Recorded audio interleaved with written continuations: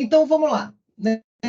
Hoje a ideia é a gente falar de expert em NPS, como é que a gente desvenda, quais são os tricks, né, de NPS que a gente tem. Eu queria começar aqui essa conversa falando dos temas que a gente vai abordar hoje. Antes até de eu entrar nesses temas, gente, queria dar duas dicas, assim, ó, que são sempre muito importantes e que são valiosas para mim, acho que serão valiosas para vocês. Tenta estar num ambiente mais tranquilo. Eu sei que é um dia de trabalho, está no meio do expediente, mas assim, já que vocês estão aqui, façam valer a hora de vocês, né? Acho que 2024, pelo menos para mim, é um ano que eu estou buscando. Acho que é um ano de muito autodesenvolvimento, né? O mundo está mudando, o mercado está mudando. Esse tema de experiência do cliente é um tema que a gente está vivendo a era da experiência, inclusive, nesse momento. E ampliar o repertório sobre a experiência do cliente é necessário para quem quer se desenvolver profissionalmente e para quem quer melhorar a vida das nossas empresas também. Porque às vezes a gente vai ver que a gente comete alguns errinhos básicos quando a gente usa uma ferramenta tão poderosa como essa, porque a gente tem pouco conhecimento ou não estuda tão profundamente. Então, queria pedir para vocês que estejam presentes, é muito importante. Deixe o celular de lado, a empresa vai morrer uma hora que vocês ficarem de fora, mas para vocês vai fazer muita diferença. Então, eu conto muito com vocês. Usem as perguntas e respostas, tenham uma canetinha, um papel na mão, para ir anotando as coisas que vocês forem entendendo que faz sentido para vocês, para não perder nada, porque às vezes a gente guarda na cabeça e na cabeça, às vezes, a gente esquece, mais duro, né? Então, nossos temas de hoje. Primeiro, a gente vai falar de como é que o NPS chegou, né, no momento que está hoje. Depois a gente entra propriamente nesses fundamentos do NPS. Vamos trabalhar um checklist ali para garantir essa confiança que o NPS está sendo implementado de um jeito que vai garantir para a gente insights coerentes e potentes para mudar a experiência. E depois eu vou trazer dicas. Na verdade, ao longo da apresentação, eu vou tentar já ir trazendo aonde é que estão as casquinhas de banana. Onde é que é mito? Não, cara, isso não faz muito sentido. Então, se vocês também tiverem dúvidas ou já tiverem ouvido falar, cara, isso aqui já me contaram de outro jeito, coloca na perguntas e respostas, no comentário aqui, que eu vou receber e acabo comentando isso com vocês, tá bom? Então, partindo para o próximo, a gente vai começar uma outra coisa que eu não falei. A MindB esse ano, a gente vai fazer uma série de webinars para falar sobre a experiência do cliente. A gente escolheu primeiro o NPS, porque o NPS é o foundation, é a base de tudo, é onde tudo começou, e é a primeira métrica, é a métrica mais usada pelas empresas para medir experiência. Então, o NPS, só como curiosidade intelectual, ela é a métrica usada por 85% das empresas que medem NPS. Então, de fato, é uma métrica que se disseminou ao longo do tempo, e tudo isso porque ela é uma métrica muito simples de medir, e ela já dá para você insights muito importantes que fazem com que a gente consiga atuar diretamente. Então, ela é a métrica de experiência mais utilizada no mundo. E aí, eu gosto sempre de trazer a história que está por trás do NPS. Pouca gente conhece, muita gente conhece a métrica, pouca gente sabe por que o NPS virou o que virou. Então, essa história por trás, assim, as empresas, elas gastavam, a gente entrou na era da experiência mais ou menos lá pelos anos de 2000, tá?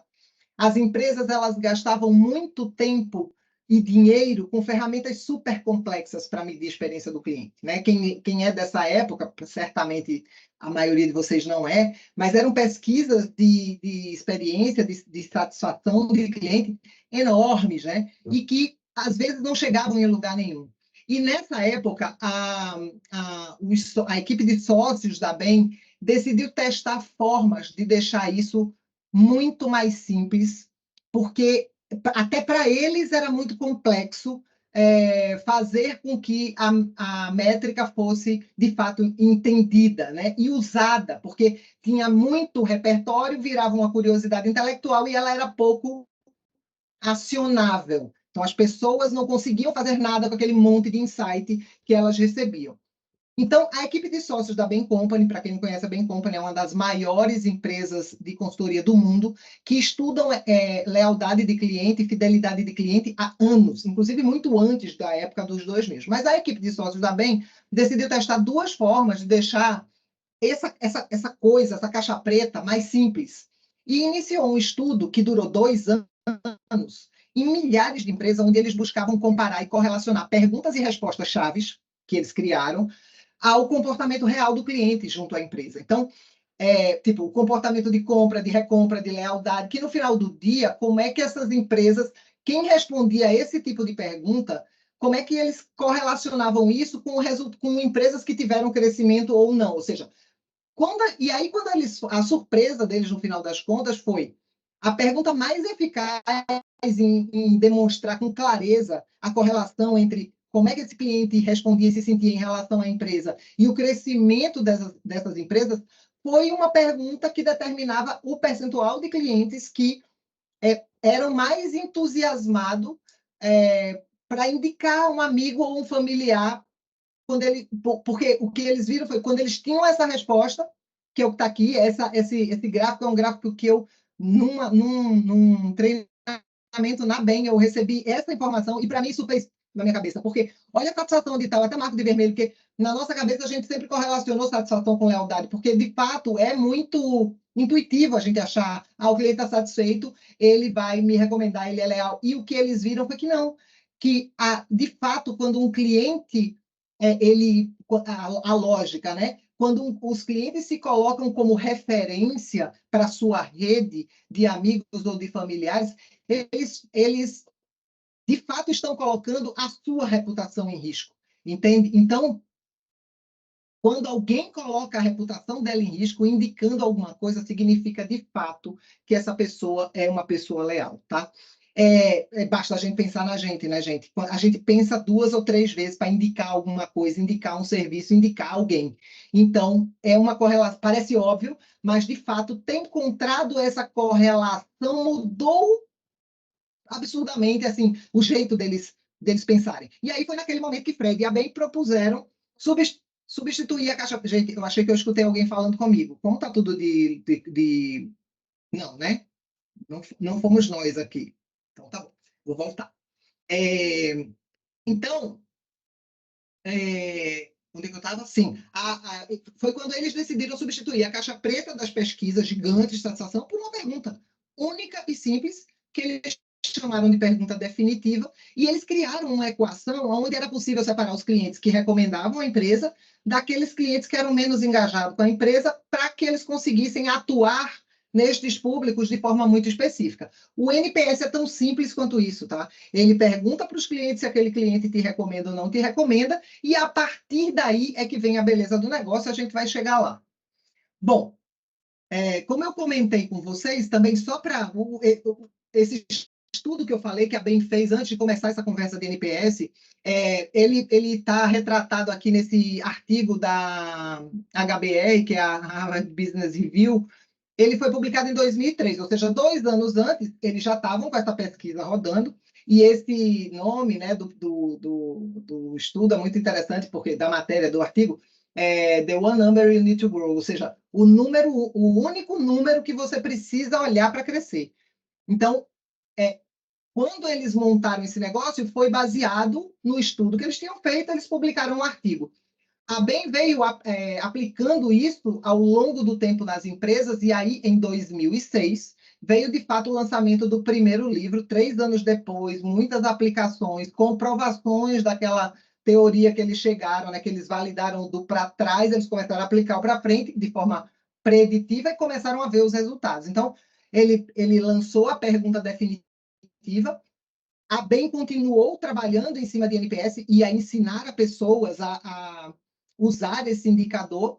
E aí, em 2011, veio a atualização do conceito, que é a pergunta definitiva 2.0, que eles chamaram, que já inclui na conversa de medir o NPS, o que a gente chama, né, quem estuda o conteúdo, o que a gente chama de NPS System, que é um sistema de trabalhar NPS.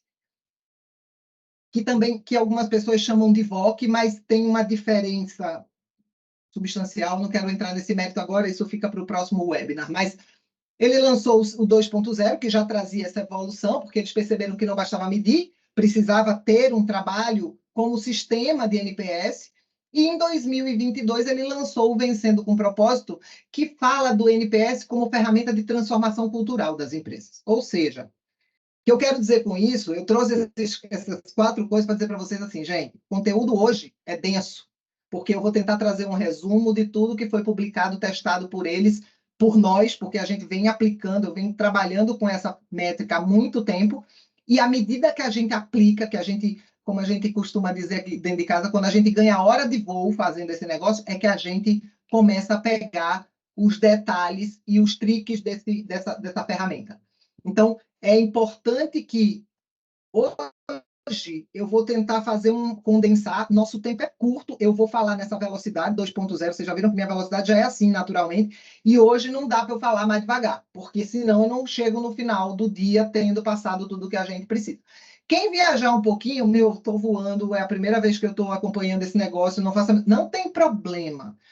Anota todas as perguntas, anota o que não sabe. NPS é o nome da métrica, mas a tradução literal dela é o Net Promoter System. Então, a métrica que trata promotores, né? Ou seja, advogados da marca, pessoas que gostam muito daquela marca ou não, detratores, que são as pessoas que falam mal da marca. Então, a gente vai chegar no final do dia de hoje, falando conceitualmente sobre a métrica. Alinhando expectativa, hoje é dia de falar do NPS e da métrica.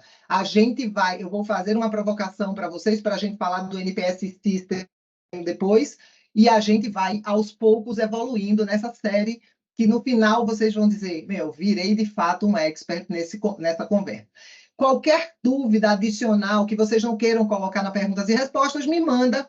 Eu, no final, vou deixar meus contatos, manda para a gente e eu responderei a todas as dúvidas. Minha ideia é ajudar, eu não quero deixar ninguém com mais dúvida do que já existe. Mas vamos lá. E aí, só para lembrar, aqui tem gente de todos os... Eu dei uma olhada na nossa lista, tem bastante gente, e tem gente de todos os níveis de conhecimento. Tem gente que não conhece nada, tem gente que está começando a conhecer, e tem gente que, meu, já está praticando isso há muito tempo. Então, assim, para quem já conhece alguma coisa e está praticando, meu, vai voar, vai entender tudo que eu estou falando. Talvez para outras pessoas, as pessoas tenham um pouco mais de dificuldade. Tenham resiliência, porque à medida que eu for avançando, as coisas podem começar a fazer sentido para vocês. Bom, em medida simples, e essa medida ela é muito simples, o objetivo dela é pensar na fidelidade. A pergunta é feita de 0, a pergunta tem um jeito de ser feita. De 0 a 10, qual a probabilidade de você recomendar, que está em cima, o nome da empresa tal para um amigo ou familiar? Ponto. A pergunta é esta, de NPS. Ela tem pequenas variações quando eu estou tratando de outros tipos de NPS e vou chegar lá. Mas a pergunta core é essa. Eu pergunto para a minha base de clientes qual é a probabilidade deles nos recomendar. E eu uso uma escala de 0 a 10 para isso, aonde os clientes que respondem, que me dão a nota de 0 a 6, a gente chama eles de detrator, 7 e 8 chama de passivo ou de neutro, muita gente chama de neutro, e o 9 e 10 de promotor. E por que existem esses 3 nomes? Dentro da metodologia, quando eles montaram, tinha uma lógica muito clara, eu já chego lá, que é a equação. Então, a gente tem um número, a métrica, e tem uma equação para a gente chegar no NPS. O NPS ainda não é o 6, o 5, o 3. O NPS é a conta que eu vou fazer na sequência aqui para vocês. Além dessa pergunta, a metodologia original prevê uma resposta aberta. Então, minimamente você tem que ter a pergunta, qual a probabilidade, a escala de números, e você tem que ter na sequência uma pergunta com campo aberto para o cliente poder escrever por que ele deu nota 0, nota 1, nota 2, nota 5, nota 7, nota 9, nota 10. Ele escreve. Gente, a pergunta aberta, para mim, e aí eu vou falar de uma pessoa que está em anos de estrada, ela vale muito mais do que a nota de 0 a 10. Porque é na pergunta, é na resposta que a gente recebe que a gente vai conseguir enxergar o que trouxe aquela nota. Eu não estou dizendo para fazer a pergunta e não fazer não dizer a nota, não ter a nota, porque senão como é que você correlaciona? Esse cara aqui, ele me deu 10 e ainda assim ele está falando de alguma coisa ruim. Aquilo também tem uma mensagem. Ou todo mundo que me deu nota alta, olha o que eles valorizam em mim, todo mundo que me deu nota baixa, olha o que eles acham que é ruim em mim. Então, vamos lá, como é que funciona esse tal de NPS? De 0 a 6 são os clientes insatisfeitos, eles não indicam a sua marca e eles causam um dano à sua reputação. Ponto. Tá? Esse foi o estudo, trouxe isso. Então, portanto, temos que ter foco total nesse detrator. 7 e 8, gente, é um cliente que ele não está nem insatisfeito nem satisfeito. Eles são meio indiferentes, né, em relação àquele relacionamento que ele tem com você, com a sua marca. Qual é o problema disso? Eles podem ser facilmente seduzidos e ir para a concorrência, porque você não gera muito valor para eles. 9 e 10 são os clientes leais, eles são advogados da marca, eles recomendam a sua marca e eles estão preocupados em, inclusive, te ajudar a melhorar cada vez mais. Esses clientes merecem toda a nossa atenção. Como é que é a equação, gente? A equação é total de notas de clientes que deram 9 e 10 menos total de clientes que deram de 0 a 6. Tão simples como isso. Olha como a métrica é simples. Mariana e os passivos e detratores, eles não contam na nossa métrica. Mariana, por quê? Porque o cliente insatisfeito, o cliente que não está nem satisfeito nem insatisfeito, ele simplesmente está suscetível a, por qualquer coisa, ele virar um promotor, ele virar um detrator. Então, ele é bom para que a gente atue com ele, para a gente poder puxar ele para o lado da direita, porque se eu não fizer nada com ele, ele vai para o lado da esquerda, né, que é para o lado do detrator, mas para a nota, o que importa são os extremos. E por que o que importa são os extremos? Quando a gente observa quem responde a pergunta aberta, a gente vê que, e pensa na gente, né, gente? Para a gente falar alguma coisa da empresa, para a gente dar um feedback, para a gente ir lá reclamar, ou para a gente ir lá elogiar, eu tenho que estar muito impactada. Quando eu vou, ninguém dá um elogio à toa. Você dá um elogio quando de fato você é marcado pelo elogio. Cara, aquilo foi muito legal. Eu quero dizer, é isso que a pessoa merece receber esse elogio. Quando eu estou muito irritado, eu faço a mesma coisa. Eu quero falar, eu vou reclamar aqui, eu vou para o canal não sei das quantas, eu vou jogar fora, tirar de mim essa insatisfação. Então, esses dois públicos são os públicos que mais pesam no indicador. Então, o que você faz de forma simples? Eu tive 100 clientes, dos quais 10 foram neutros. Jogo eles fora, na conta. Quantos foram promotores? 50 foram promotores. 10 estão fora, 40 foram detratores. 50 menos 40, meu NPS é 10. Tá bom? É tão simples quanto isso. Eu não quero nem ficar explicando essa nota, porque quem conhece já sabe fazer ela de trás para frente e de frente para trás. E quem não conhece é tão simples de aprender que não precisa ser Mariana aqui explicando. Se ler 2 vezes, vai entender como é que faz a conta, tá bom? Então, indo um pouco mais para frente. Parte importante que eu acho que a gente tem um pouco de dificuldade nas nossas empresas de conseguir explicar por que temos que investir em experiência do cliente, por que o NPS é importante. Gente, eu trouxe 3, e trouxe 3 com a referência da BEM, mas poderia trazer por N estudo, Gartner, Forrester, McKinsey, todas as empresas que fazem análise de comportamento de cliente.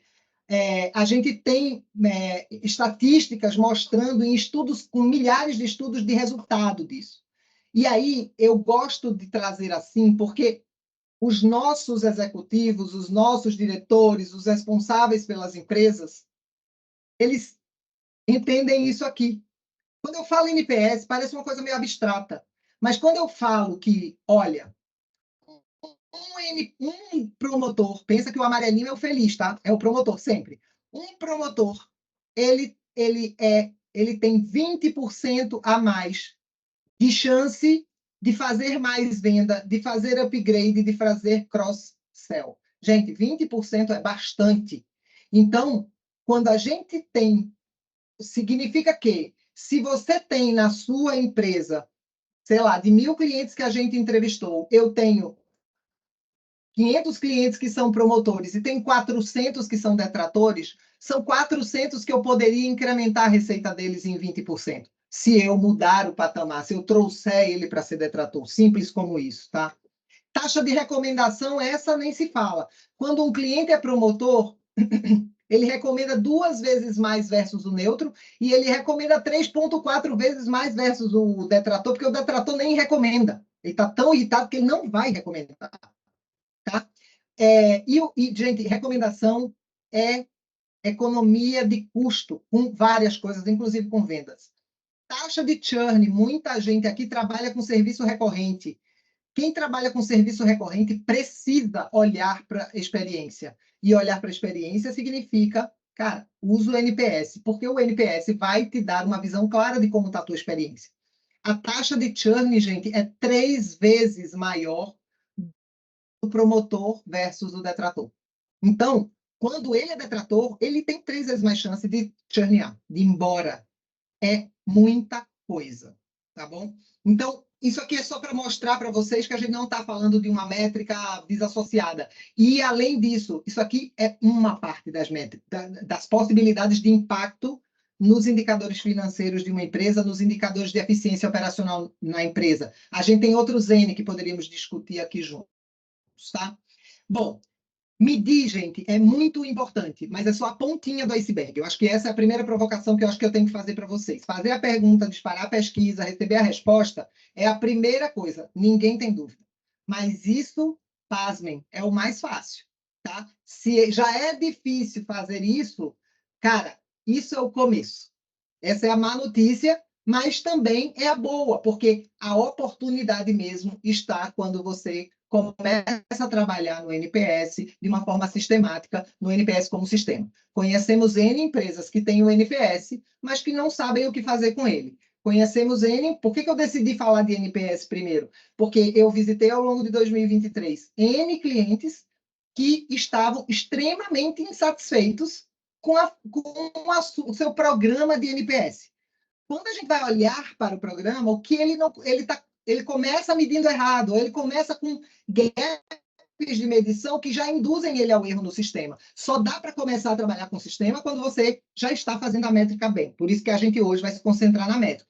Mas o que o Fred Heikel e a equipe da BEM descobriram ao longo desses anos é que tem uma série de alavancas e de recursos das empresas que conseguiram ter resultados mais rápido, né, que elas usam, que se usa nessas empresas, e que comprovadamente é isso que muda o patamar dos resultados. Eu já mostro para você a diferença de ganho que você pode ter quando você está no andar de cima ou no andar de baixo.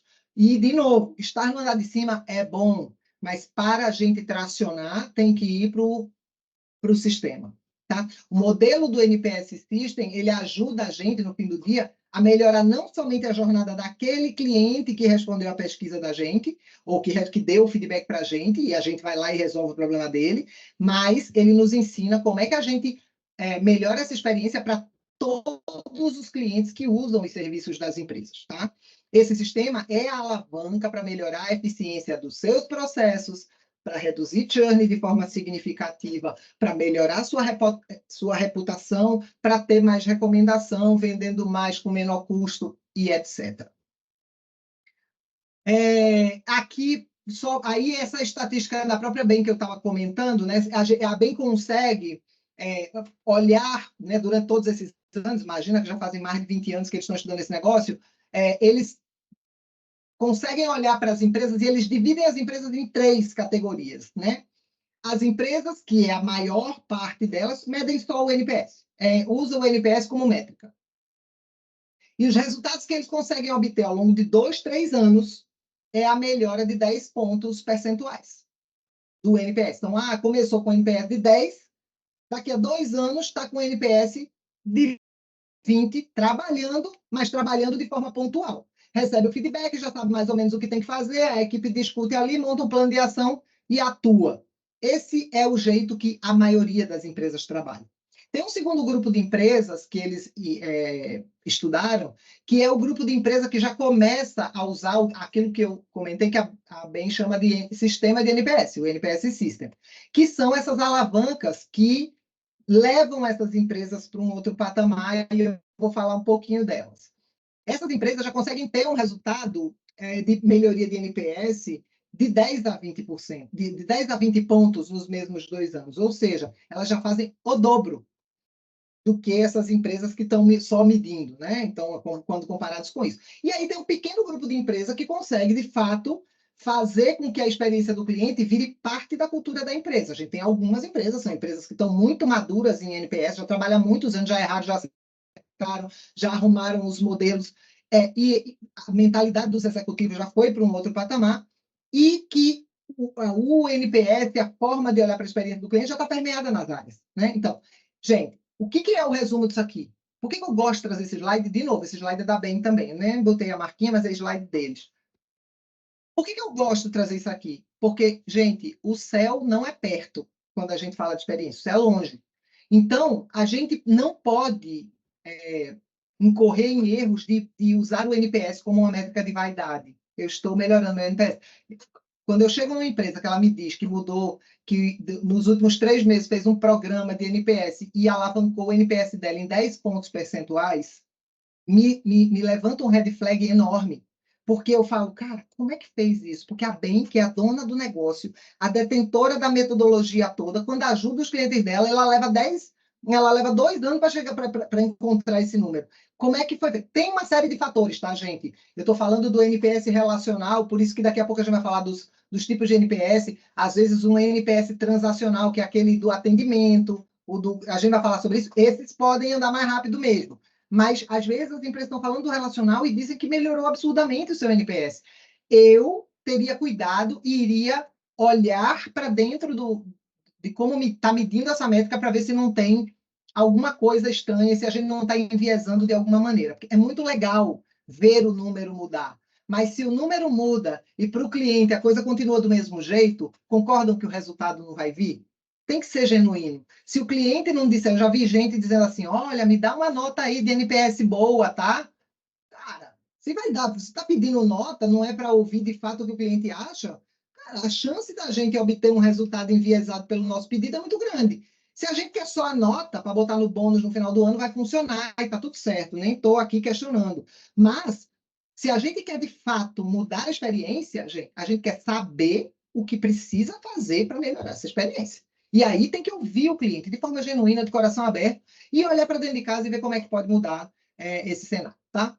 Bom, e aí falando dos tipos de NPS, como eu comentei, né? A gente tem o NPS relacional, o transacional e o concorrencial. Nem todo mundo, por mais que já esteja usando NPS, entende a diferença desses 3 ou conhece todos os 3. Às vezes conhece só o transacional e chama de NPS, às vezes conhece só o relacional e chama de NPS, e não conhece o concorrencial, que de fato é uma aplicação mais recente, principalmente aqui no Brasil entre nós. Mas o relacional, gente, avalia a percepção do cliente sobre a nossa marca. Então, eu vou para dentro, ele tem algumas características específicas, tá? O relacional, eu pergunto para a minha base. Então, é aquela pergunta que eu falei lá no começo. Putz, olá, fulano, de 0 a 10, o quanto você recomendaria, vou falar da Mind, o quanto você recomendaria a Mind para um amigo ou familiar? Eu estou perguntando para ele sobre a Mind. E ele vai trazer na cabeça dele tudo o que ele pensa sobre a Mind. Putz, será que eu recomendaria a Mind? Sim ou não? Ele vai pensar, claro, nas experiências que ele teve comigo e vai me dizer se ele recomenda ou não recomenda. Tão simples quanto isso. Quando eu pergunto a nota, o número, ele vai me dizer por quê.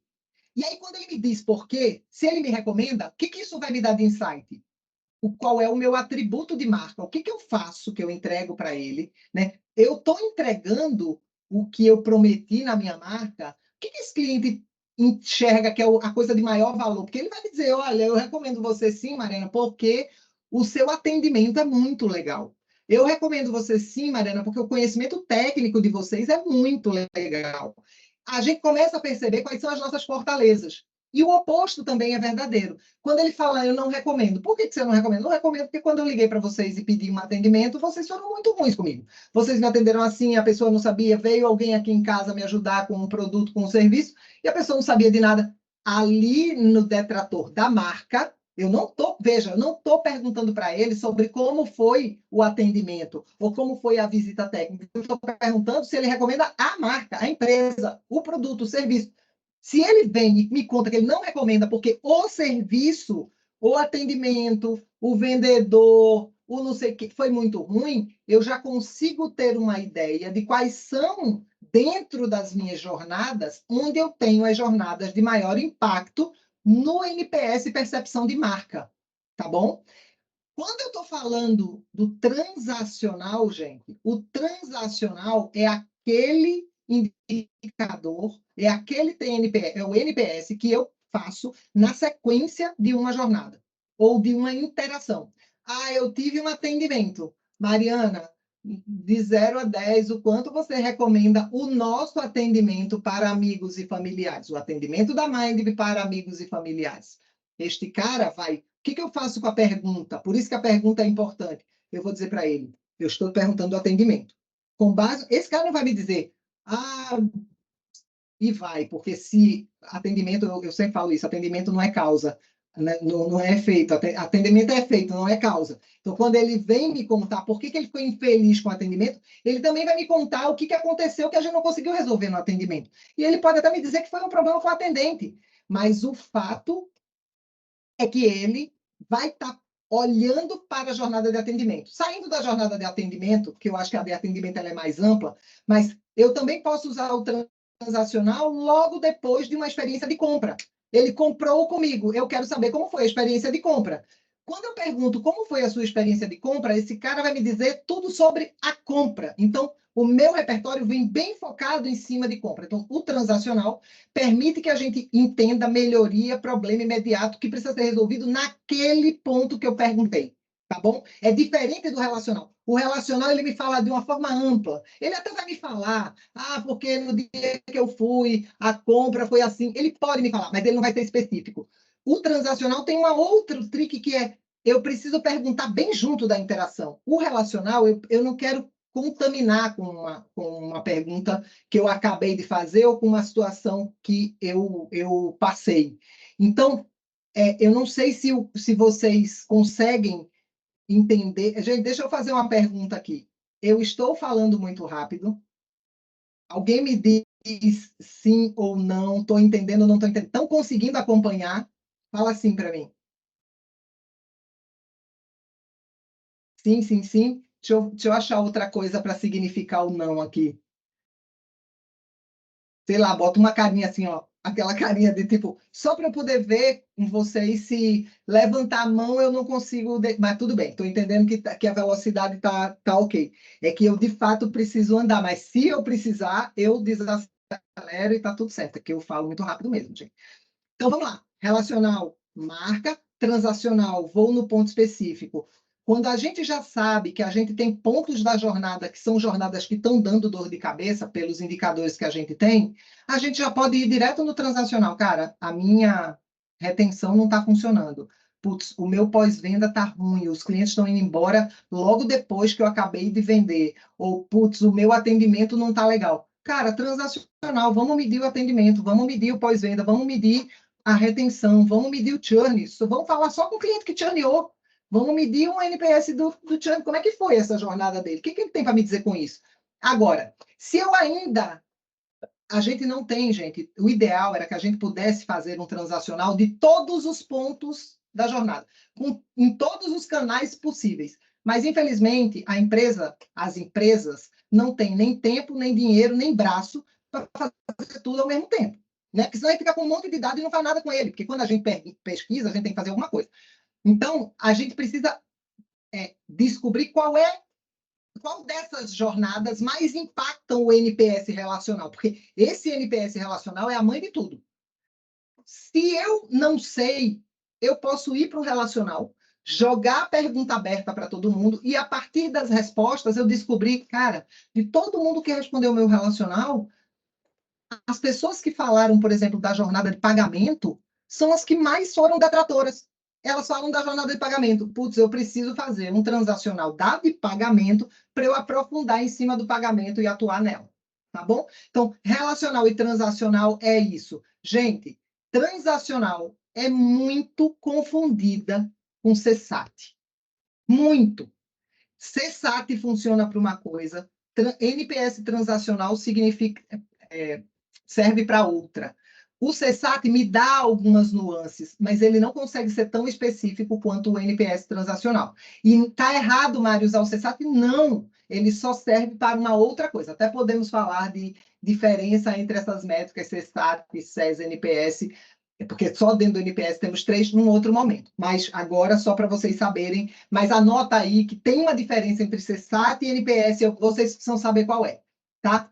E o NPS da concorrência, que é o último, não quero me ater muito a ele, mas para mim é um dos que eu gosto muito, dependendo do quão acirrado é teu mercado, e ele mede a percepção do teu cliente com a marca de forma muito isenta. Pensa aqui, eu sou cliente da tua marca. Se eu estiver chateado com aquela marca e você me liga, me manda mensagem, me manda uma pesquisa perguntando, putz, você me recomenda, eu vou te dar uma feedback. Quando eu faço o NPS concorrencial, eu não conto para o cliente que é a marca que está perguntando o quanto ele recomenda a marca dele. Eu faço isso fora do ambiente da empresa. Aqui na Mind, por exemplo, a gente monta essas pesquisas com cara de Mind e eu mando isso para a base de clientes da marca que me contratou e mando isso para a base de clientes da marca concorrente. O que eu faço com isso? Eu boto 2 pesquisas exatamente iguais, com atributos exatamente iguais, e eu vou receber as 2 respostas, cada uma do seu cliente. E eu vou ver que pontos da jornada é uma fortaleza da marca A e que pontos da jornada é uma fortaleza da marca B. Que pontos da jornada a marca B, que é a minha concorrente, está pecando e que eu poderia acelerar do lado de cá para dar uma experiência muito mais legal para alguém contar para ela e ela vir para cá. O NPS concorrencial é lindo, assim, quando a gente sabe fazer ele de um jeito que traga insights, principalmente para comunicação, marketing e para o time que precisa ajustar processos, ele é muito, muito poderoso. Um dia a gente pode falar um pouco mais sobre ele para poder vocês entenderem isso um pouco melhor. Mas a importância de tudo isso é dizer que cada um deles tem variação na forma de aplicação. As principais variáveis, segmentação de cliente, a gente precisa buscar um tipo de cliente específico para poder responder à pesquisa, a recorrência dessa coleta. Então, qual é a quarentena que eu tenho que dar para ele, ou se eu não tenho que dar, o momento certo do disparo. O NPS eu deveria disparar longe de um contato do cliente comigo, o NPS relacional. Já o transacional, eu tenho que mandar o mais próximo do momento do que acabou a interação. Então, atendimento, de preferência, na sequência do atendimento. Venda, compra, né, na sequência da compra. Época de pagamento, na sequência da época de pagamento. Atendimento já comentei. Então, para cada uma dos nossos momentos, a gente manda logo na sequência. Por quê? Como eu quero detalhe do que aconteceu com ele, lembra? O transacional é profundo. Eu preciso que ele esteja com tudo fresco na memória. Porque, gente, a gente não vai lembrar. Se mandar daqui a uma semana, daqui a 2 dias, o cara já nem lembra o que aconteceu. E para a gente, o que é mais importante é ouvir dele quais foram as perguntas adicionais que a gente precisa fazer ali no transacional para poder a gente fechar o que aconteceu com a experiência. Bom, seguindo aqui, esse é talvez o slide que eu vou passar mais tempo e ele já vai, né, mais para frente, mas aqui está tudo, tá? Aqui é um planejamento, eu vou passar como se fosse um checklist de tudo que a gente tem que fazer e para que a gente possa, de fato, para quem já está aplicando ou para quem nunca aplicou e que vai aplicar, esse é o framework que a gente usa aqui dentro da Mindbee para que a gente possa fazer esses checks com o nosso cliente. Quando eu vou para uma agenda com o meu cliente, eu vou definir isso aqui. O que eu monto é o planejamento dele para que ele não erre na hora que ele vai começar a disparar a pesquisa, para que não vá aprender só depois. Apliquei, mas fiz desse jeito, putz, é isso que está errado, volta. Não, a gente tem que hackear e já ir para o que tem que ser feito, tá? Então, primeiro, a gente precisa ter um objetivo do NPS. Lembra que eu falei? Tem vários NPS por si só. Se a gente não consegue entender o que a gente está olhando, o que a gente está medindo, capaz de eu perguntar NPS para uma pessoa que eu queria, na verdade, era um transacional. Eu vou perguntar para medir uma jornada quando eu, na verdade, deveria estar medindo uma outra. Isso acontece muito, tá?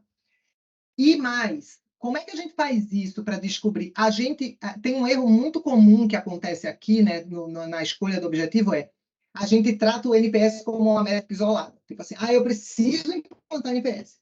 Só que, muitas vezes, antes de implantar o NPS, a primeira pergunta que a gente faz é: quais são os objetivos estratégicos da empresa? O que a empresa decidiu para esse ano? Porque ela pode ter decidido, gente, crescer receita, reter cliente, fazer inovação de produto. Esse é o objetivo, não só da empresa, né, mas de quem está ali pensando na aplicação do NPS. Tem um objetivo estratégico por trás, mas por que você está me dizendo isso?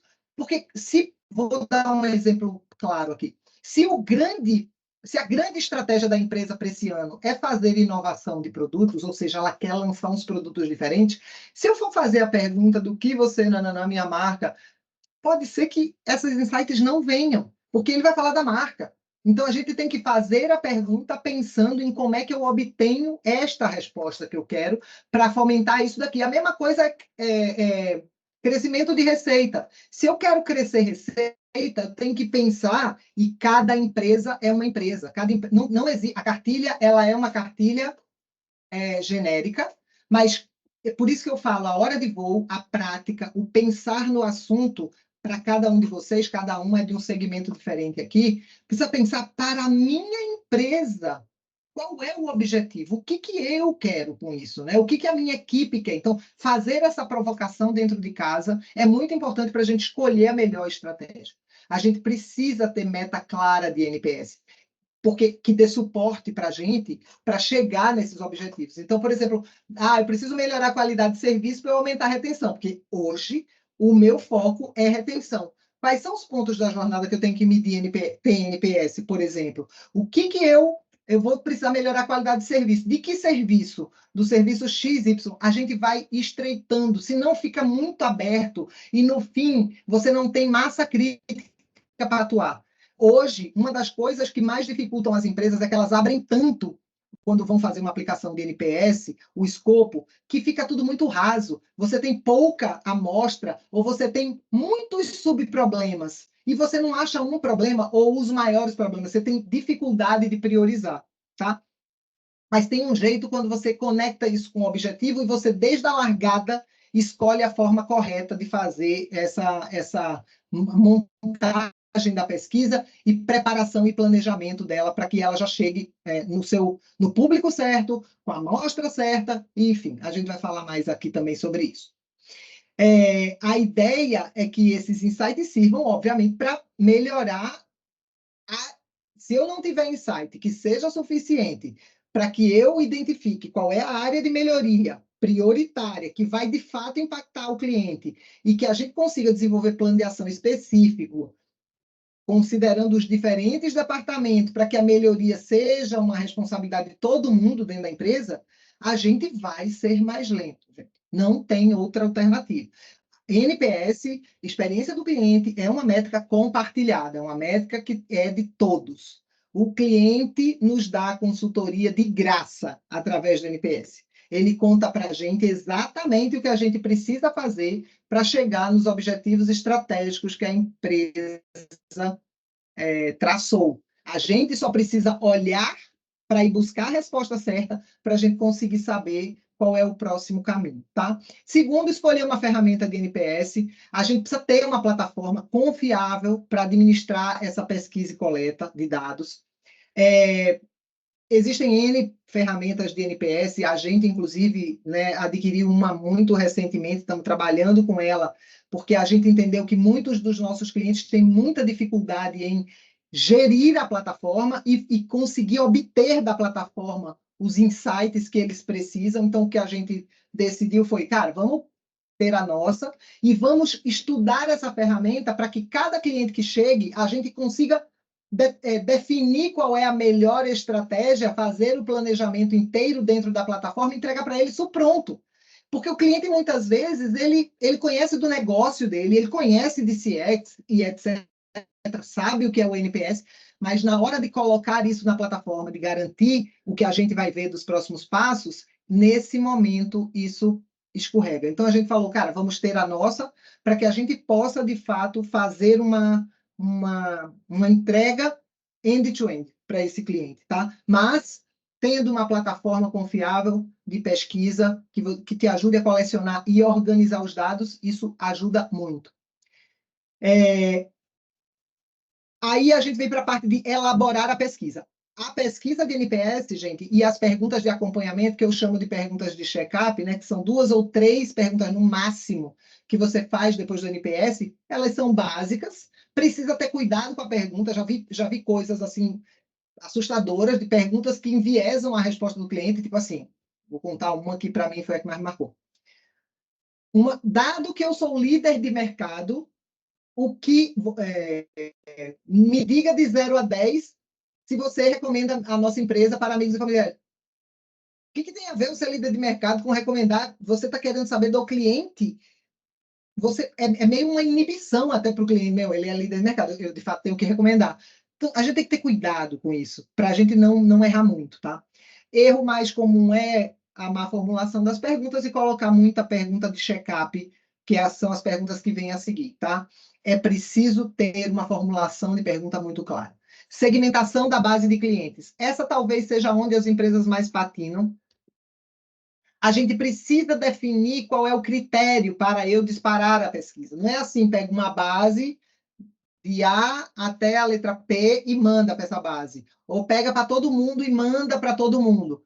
Dependendo de qual é a tua pesquisa e o que você quer obter de insumo com ela, você vai ter que segmentar isso e você vai ter que pegar uma parte só desses clientes. Imagina o seguinte, a minha base tem 10 mil clientes, 5 mil clientes, 100 clientes, não importa. Tem uma base de 10 mil clientes. Aí eu quero saber dos clientes eu estou com um problema e eu preciso descobrir por que os clientes estão cancelando todas as vezes que, sei lá, quando compram no canal X, qualquer canal de venda. Aí eu deveria fazer, isso estou falando da jornada de compra e estou falando de um cliente que cancela antes do tempo. Se esse cliente cancela antes do tempo, qual é a tendência? Bom, vamos fazer uma pesquisa e vamos mandar para o cliente perguntando para ele como foi a experiência dele com a gente, para a gente poder entender. Quando eu disparo, eu não segui, me parece óbvio, tá, gente? Mas assim, o que eu estou contando para vocês é o que eu encontro. Ele dispara para todo mundo, sendo que os clientes que compraram foram esses dos últimos 3 meses. Ou ele quer saber, mas ele sabe que foi no canal tal. Ele manda para todo mundo. Porque ele, às vezes, não sabe qual foi o canal que o cliente comprou. E manda para todo mundo. Tem problema? Tem. Porque as pessoas vão me dar insights de qualquer coisa. E eu, na verdade, queria de um determinado canal. E eu estou aqui gastando dinheiro, porque custa para disparar, gastando tempo de quem está analisando, porque essa pessoa vai ter que ficar fazendo isso na unha. Então, definir esses critérios de forma antecipada. Eu vou mandar minha pesquisa para cliente PF e PJ. São 2 coisas diferentes, são analisadas de forma diferente. Não dá para mandar no mesmo bolo, porque vai vir um resultado que vai enviesar. Muitas vezes, localização geográfica muda a forma como as pessoas enxergam o serviço. Se eu não mando a pesquisa sabendo quem é da onde, depois, na hora de interpretar o resultado, pode me atrapalhar toda, porque eu estou falando de uma coisa que aconteceu não sei aonde e eu estou aqui com uma pessoa de outro lugar, nem vai chegar essa informação. Histórico de consumo, quanto tempo esse cliente está na base. Gente, tem 1000 critérios para segmentar essa base, para disparar, que podem ser impactados se a gente não estudar isso de uma forma bastante confiável, tá? Garantir a amostra, garantir representatividade da base da amostra escolhida. Às vezes tem cliente que quer saber, por exemplo, já aconteceu com a gente, o cliente queria pesquisar a pergunta era assim, com base na sua experiência com o cadastramento no nosso aplicativo, o quanto você recomenda a empresa. Aí eu falei, mas olha o tamanho desse recorte, né? E da jornada, a jornada de cadastramento do app. Sei lá, não me lembro se era cadastramento, se era receita de 100, enfim, mas era muito pequena. Às vezes, a pergunta até é uma pergunta pertinente. Para mim, eu tenho que entender o quanto de pergunta a gente está fazendo, porque vocês vão ver que uma das coisas não enche o saco do cliente, não pergunta tudo. senão ele para de responder. Mas, às vezes, a quantidade de pessoas que passaram pelo cadastramento naquele mês é tão pequena que ela não vai conseguir te dar um insight que seja uma amostra que seja de fato confiável para você mudar esse negócio. Então, cuidado, senão a gente pega 3 respostas, 5, estou exagerando, claro, pega uma meia dúzia de respostas e eu tenho 7 milhões de clientes e quero que essas 3 respostas me digam o que é que eu tenho que fazer com os 7 milhões, não vai dizer. Então, cuidado com isso, tá? Cronograma de envio, já falei sobre isso, planejar a frequência, os canais, os pontos de contato que a pesquisa vai sair, os canais que a gente... Mari, muita gente pergunta isso. Mari, qual é o canal que tem mais engajamento? O canal que o cliente se comunica com você.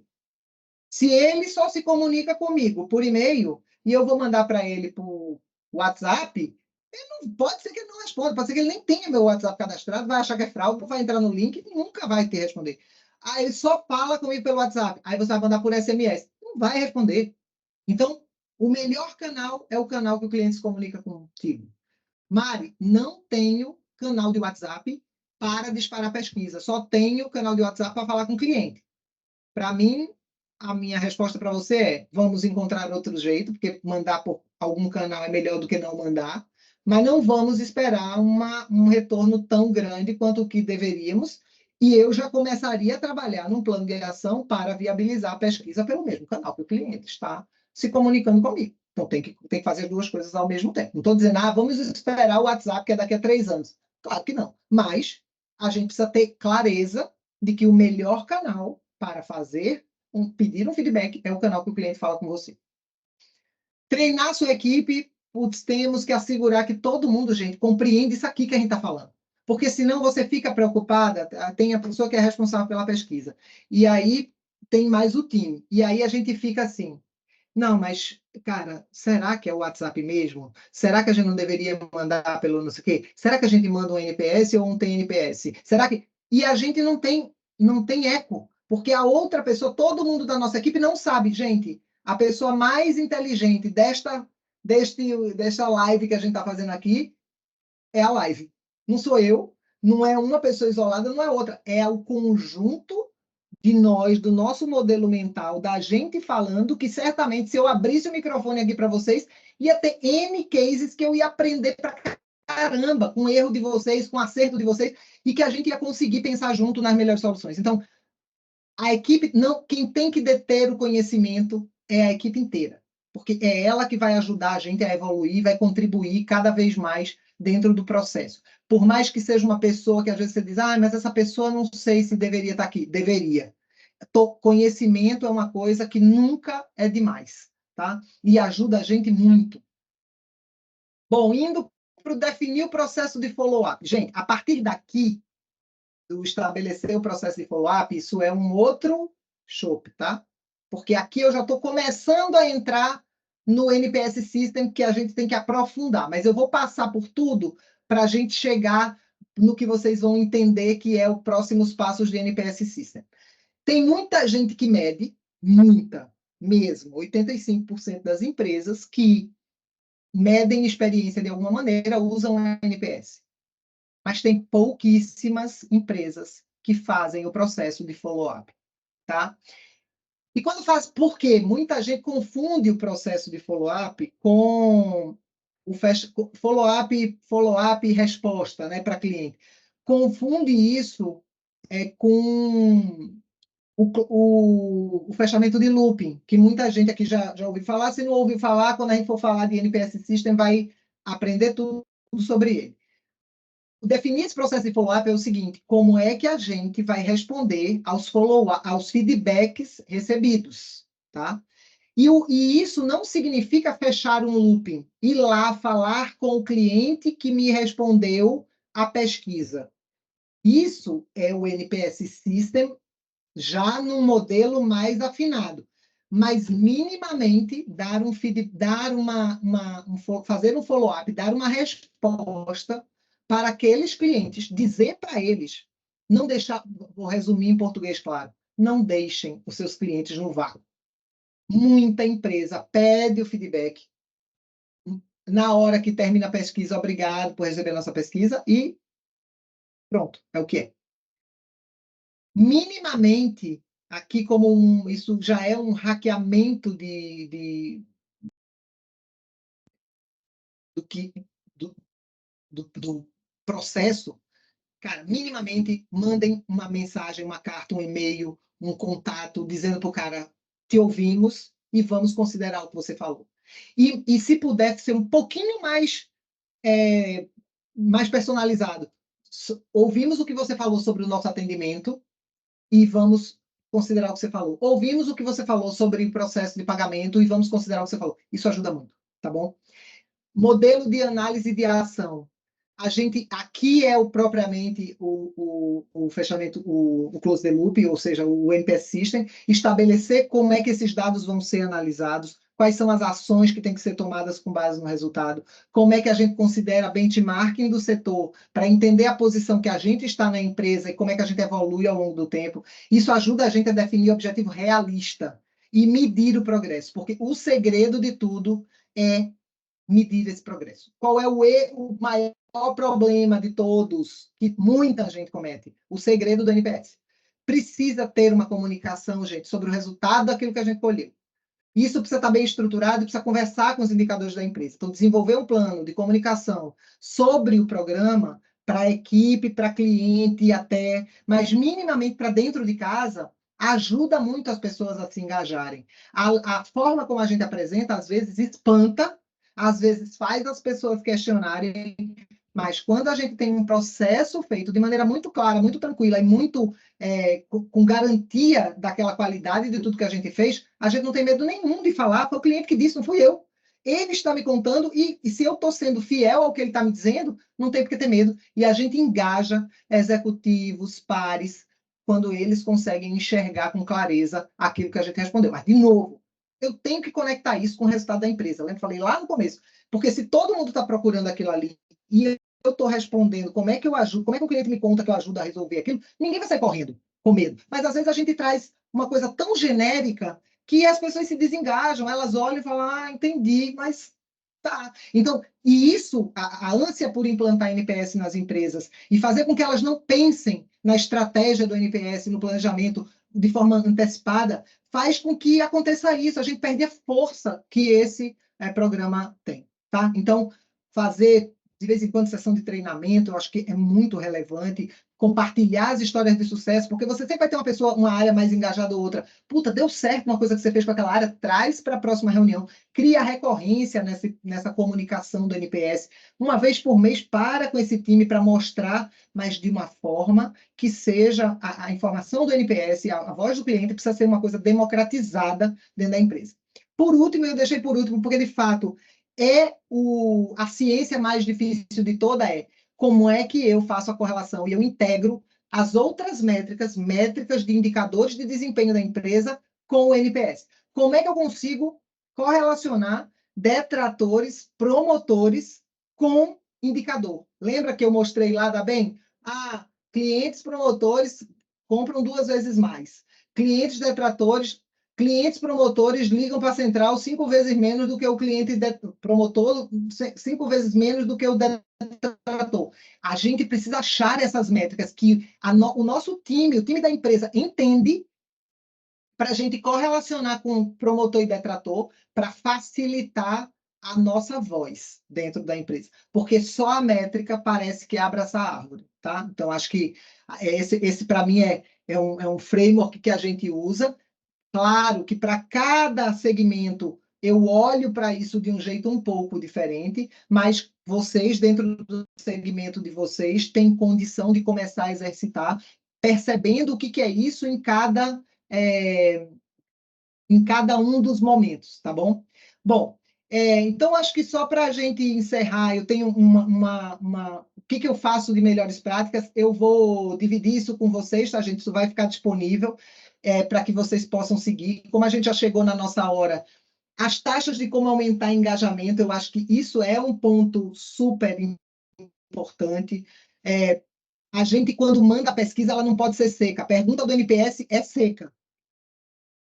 você nos recomenda ou nos recomenda. Eu gosto de uma abertura dessa pesquisa. Olha, estamos aqui, estamos tentando melhorar, estamos com um programa, que o cliente olhe e diga, que legal, cara, eles estão querendo ouvir minha opinião, querem saber sobre isso. A gente tem que passar que, cara, a gente está preocupado com isso. Então, pensa na personalização antes de começar, de soltar a pesquisa. Outra coisa é assinar a pesquisa, tá? Se vocês têm áreas, diretorias de experiência do cliente, manda o teu diretor assinar, muito obrigado pela sua contribuição e tal, é muito legal. Não façam perguntas, não façam pesquisas longas. Eu já recebi pesquisa que demorava 40 minutos para responder. Gente, pesquisa de NPS, benchmarking, é de 3 a 5 minutos no máximo, mas no máximo.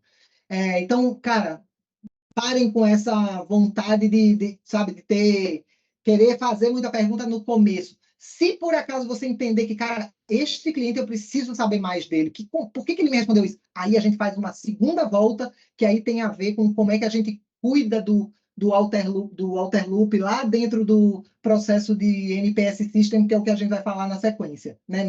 No próximo webinar. Deixa o cliente respirar, não pergunta tudo para ele. Gente, se eu não vou fazer nada com aquela pergunta, se é só curiosidade intelectual, não pergunta. Por exemplo, tem gente que pergunta, seu fulano, o que você está achando do ar-condicionado? Sei lá, né? Da minha sala de espera. Você vai fazer alguma coisa com a sala de espera se ele disser que está ruim? Se você não vai fazer nada com a sala de espera, não faz essa pergunta. Estou dando um exemplo, mas para qualquer coisa. Às vezes a gente bota um monte de pergunta lá, mas não consegue fazer nada com aquilo. Se ele responder alguma coisa, eu não vou conseguir. Então, esquece. Tá? Deixa ele respirar, não pergunta o que não precisa, não pergunta em momentos que não precisa. Pelo amor de Deus, mande a pesquisa por um canal que o cliente usa, ou minimamente, só não mande por um que ele não usa de jeito nenhum. Às vezes eu falo com ele por e-mail. Ok, manda e-mail, tá bom?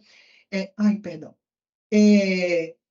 Assine as pesquisas, já falei, montar pesquisas longas e genéricas para a gente evitar de fazer isso, enviar as pesquisas pelo canal que ele quer, saber que a opinião dele é importante, que você está ouvindo, ou seja, dar um retorno para ele, mesmo que seja um retorno massivo, fazer teste de repique, gente, essa é uma dica importante. Às vezes a gente manda pesquisa em horários que o cliente não lê, não abre, está ocupado, perfil do cliente. Cada um tem um perfil de cliente, tem cliente que só vai responder isso à noite. Não é o cliente, é o teu perfil de cliente, da tua empresa. Então, numa semana aqui, por bench nosso, as melhores taxas de resposta a gente tem de segunda a quarta até 3 da tarde. Mas, claro, vai depender, pode ser que você encontre um nicho, uma hora melhor de fazer. Então, testa em vários momentos. Testes AB ajudam muito com isso. Tá? Que mais? Dos testes de repique, a configuração dos e-mails. Cuidado, porque os e-mails, muitas vezes, a gente simplesmente sobe uma base, vai um monte de e-mail de cliente que está mal configurado e a gente perde engajamento, porque simplesmente os e-mails não respondem. Benchmarking é de 5% a 30% de taxa de retorno, usando as melhores práticas. Então, se a sua taxa de retorno está menor do que essa, você precisa repensar urgente. 5 ainda é muito pouco. Dá para fazer muito mais com a sua taxa de retorno, tá? Bom, acho que isso aqui é por que a taxa de retorno é um indicador de qualidade do programa. A consequência disso, que para mim é o mais grave, né? A informação desses insights é pouco confiável. Os investimentos, porque eu recebo insight, eu vou fazer coisas para melhorar, eu vou ter investimento. E eu vou ter investimento mal direcionado. E aí eu começo a gerar uma desconfiança no meu executivo. Então, não conseguir obter essas taxas de retorno que o programa nos traz uma série de consequências que nos atrapalham, tá? Aqui a gente tem 3 pontos que são, acho que é o meu último, a gente precisa passar por... A métrica precisa ser confiável, gente. Tudo isso que a gente falou é para isso. A gente precisa ter benchmarking. O que o mercado está fazendo? Vocês precisam estudar muito mais isso. Participem dos webinars, não só esse, mas tem outros tantos. Eu acho que vale a pena estudar isso. E o terceiro e último passo, mas não é o da largada, cara, precisamos calcular quanto tem de impacto, quanto tem de dinheiro na mesa, senão a gente não consegue, de fato, com os nossos executivos, patrocínio para fazer ações que implantam melhoria na experiência do cliente. Por último, o convite que eu quero deixar para vocês do nosso próximo webinar, onde eu vou falar de como é que implementa, então, tá bom, Mari, já estamos medindo, já medimos, Agora a gente até fala com alguns clientes, mas assim, a gente meio para por aí. Meu NPS não está evoluindo o suficiente, meu NPS não está saindo do outro lado. Eu vou trazer o passo a passo de cada um desses itens aqui. Cada um desses itens que estão aqui, a gente vai falar para como é que a gente impulsiona para a gente sair do outro lado com um programa que de fato traz resultados bastante diferentes para os clientes, tá? Para as empresas. Gente, muito obrigada. Nos vemos na próxima. Convidem seus amigos para estarem com a gente nas próximas. Sigam a nossa rede, porque a gente está lá, né? Tanto meu Instagram quanto meu LinkedIn é Mari Filizola, esses nossos programas, e aí a gente se vê com certeza nas nossas próximas.